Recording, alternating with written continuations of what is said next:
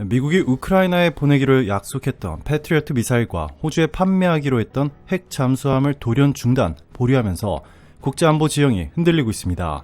이러한 급변의 이면에는 트럼프 정부 2기에서 국방부 정책 차관으로 발탁된 에이브리지 콜비가 주장해온 미 본토 우선 방어 전략이 자리하고 있습니다. 이 콜비 라인은 대만 유사시 대응 전력을 지금 당장 인도태평양으로 집중해야 한다는 논리를 펼치며 우크라이나 지원 축소를 밀어붙였고, 이 백악관은 지난 7월 1일 이를 사실상 인정했습니다.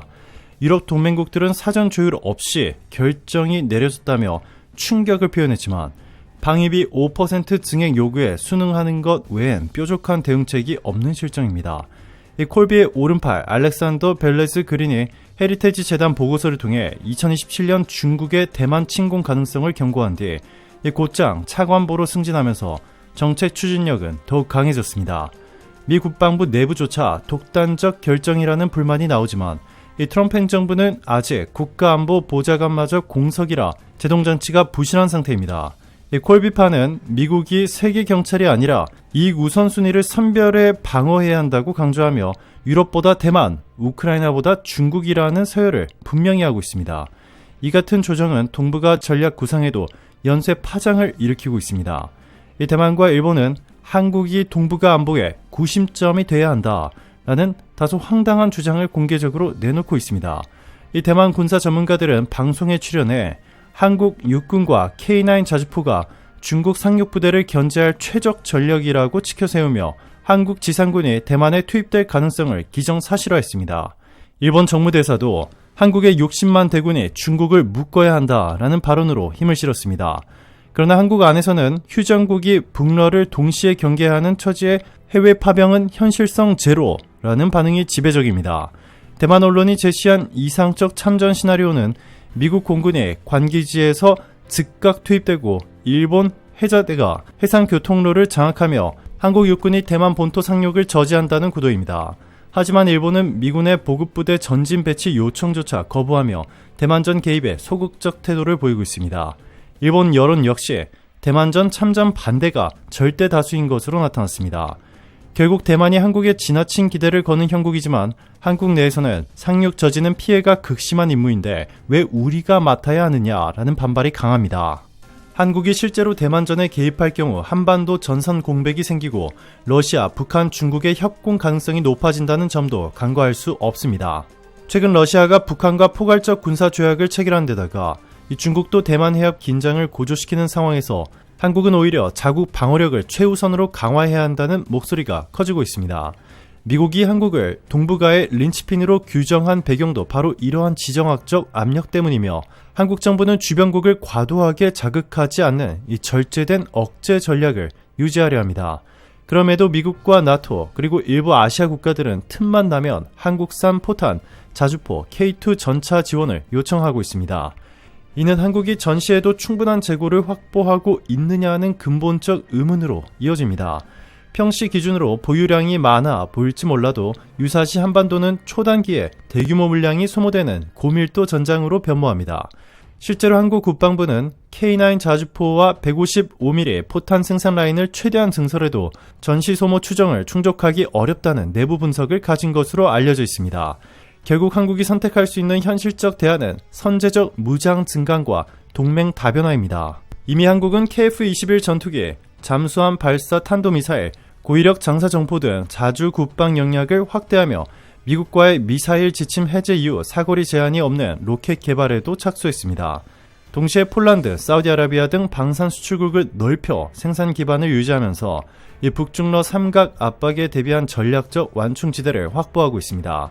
대만전 발발 시 미국이 직접 개입 대신 원격 지원에 머물 가능성을 시사하는 가운데 한국이 무기 창고 역할까지 떠맡을 이유는 더욱 희박해집니다. 한국 정부는 우크라이나, 대만 지원 수위는 한반도 안보와 직결된 범위 내에서만 검토한다라는 원칙을 세웠습니다. 이는 트럼프 행정부가 방위비 분담금을 대폭 인상하지 않으면 주한미군 철수를 검토할 수 있다는 압박을 가하더라도 한국이 전략적 자율성을 잃지 않겠다는 의지로 해석됩니다. 현재 동북아는 러시아, 북한의 군사협력, 중국의 내부 권력 불안, 미국의 우선순위 조정이 얽히며 다층적 안보 리스크가 증폭되고 있습니다. 이런 가운데 대만과 일본이 한국 육군을 전방 배치하라는 요구를 계속한다면 오히려 한일 간 군사적 불신만 깊어질 가능성이 큽니다. 한국 여론은 대만은 대만대로 자주국방을 강화하고 일본은 미국의 해구산 아래에서만 안주하지 말라는 냉소적 시선을 보내고 있습니다. 일부 해외 매체들은 한국과 일본, 대만의 전력 및 무기 개발 현안 등을 비교하며 한국 방산이 성능은 최고, 가격은 합리적이라는 평가를 내놓고 있습니다. 우선 한국은 4.5세대 초음속 전투기 KF-21 보라매를 올해 시험비행 1000회 무사고로 돌파하며 마하 1.8을 넘어서는 기동과 공중급유 시험까지 성공했습니다. 미티어와 IRST 서방 최신 공대공 미사일을 통합하면서도 이 기체 가격은 동급 서방기 대비 30에서 40% 저렴한 6,500만 달러 선으로 알려졌습니다. 지상 전력에서도 차이가 두드러집니다. 한국산 K2 블랙팬서 전차는 폴란드가 총 360대를 두 차례에 걸쳐 130억 달러 가까이 도입하며 미국 M1A2보다 가볍고 독일 레오파르트 2A7보다 싸면서도 능동 방어 체계를 기본 장착했다는 찬사를 받고 있습니다. 같은 기간 일본은 4세대 10식 전차의 수출 실적이 전무하고 대만은 1980년대형 M60A3를 개량해 쓰는 형편입니다. 이 포 병력에서도 한국 K9 자주포와 K239 천무 다연장 로켓은 8개국 수출 실적과 이 GPS INS 유도탄 2m CEP 정확도를 자랑하지만 일본의 9구식 자주포는 사거리 자동화에서도 뒤처지고 대만은 아직 1970년대 M109 계열에 의존합니다. 방공 부문도 마찬가지입니다. 한국은 사거리 150km, 요격고도 60km의 차세대 LSAM을 2028년 배치 목표로 개발하면서 고도 100km급 LSAM-2 사업까지 착수했습니다. 일본은 PAC-3 MSE 개량 외에 독자 고고도 요격 체계가 없고 대만은 텐궁3로 최대 40km 고도를 방어하는 수준입니다. 해양 전력에서는 일본이 모가미급 FFM을 척당 5억 달러가 넘는 비용으로 건조하지만 엔진 진동과 센서 통합 문제로 완전 전력화가 지연되고 있습니다. 대만은 2025년 진수한 해쿵급 잠수함을 시험 중이나 건조 단가가 18억 달러에 육박해 예산 부담이 심각하다는 지적입니다. 반면 한국은 3,600톤급 장보고3 배치2 잠수함에 수직 발사관을 탑재하면서도 척당 9억 달러 수준으로 가격 경쟁력을 유지하고 있습니다. 차세대 전투기 개발에서도 간극이 큽니다. 일본은 영이탈리아와 GCAP FX 6세대 전투기를 2035년 배치 목표로 공동 개발 중이지만 연구비만 400억 달러를 웃돌 것으로 전망되며 수출 제한 완화라는 정치적 난제를 안고 있습니다. 대만은 국산 브레이브 이글 고등훈련기를 경공격기로 전환하려 하지만 최대 속도 마하 1.2, 작전 반경 1100km로 성능이 제한적입니다. KF-21은 이미 다목적 AESA 레이더와 스텔스 형상으로 수출 시장을 선점해 공백이 더 벌어질 전망입니다.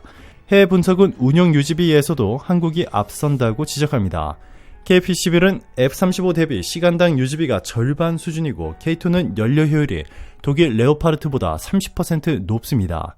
천무의 290km급 미사일은 ATA-CMS보다 가격이 절반이면서 CP는 더 낮습니다. 반대로 일본 FX 개발비는 방위비 증가분을 잠식하고 대만은 미국 장비 상환 비용 탓에 자체 연구 개발 여력이 부족합니다.